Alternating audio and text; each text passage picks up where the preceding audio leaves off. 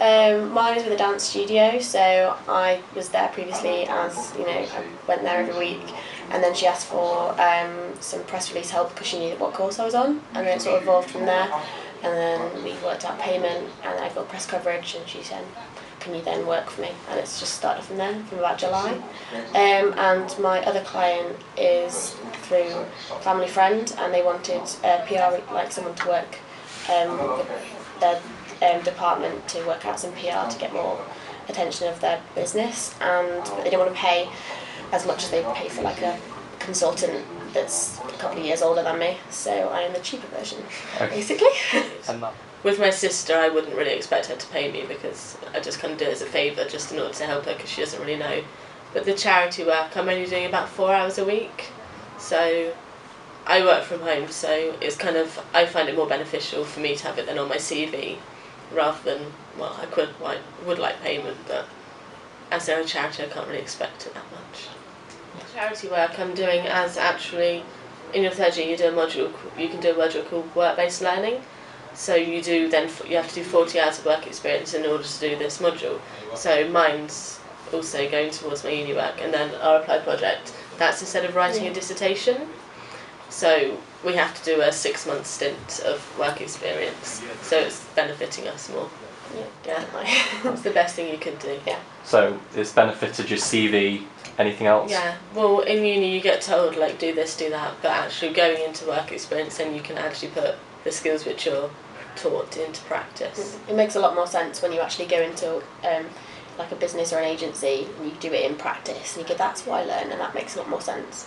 But it also built my confidence up. Like I really hated doing phone calls, but now I don't mind picking up the phone and speaking to somebody. I don't mind organising a meeting. I don't mind writing press release out a couple of times, and I know what it looks like. My writing's got a lot better, and that's just from meeting people and getting different people to tell me how to change things and things like that. So yeah, it's been one of the best things I've done. Definitely. That's good. And yeah, you're right on both counts. Work-based learning 1 is offered in the second year, and work-based learning 2 in the third year. The work-based learning module offers people some real work experience. Some of it's paid, some of it's unpaid, and we also do some teaching on employability skills. So we take people through the routine of applying for jobs. So students that choose to do this module will end up with a decent CV, interview practice, aptitude test practice as well.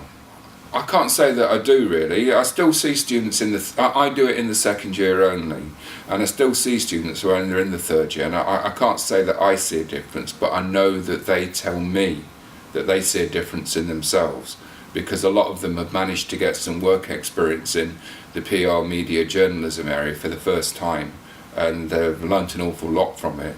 Not least of all, they've improved their confidence. As the module leader, I'm open to all sorts of offers of work experience.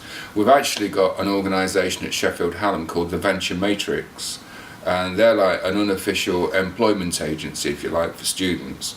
But their ruling is they'll promise to find students some work experience in their area, but it's unpaid. So every student can get some work experience in their area, but it is unpaid. On the other hand, I flag up any sort of job opportunities that I find out about through the Sheffield Hallam Career Service or through local contacts, and these experiences tend to be paid.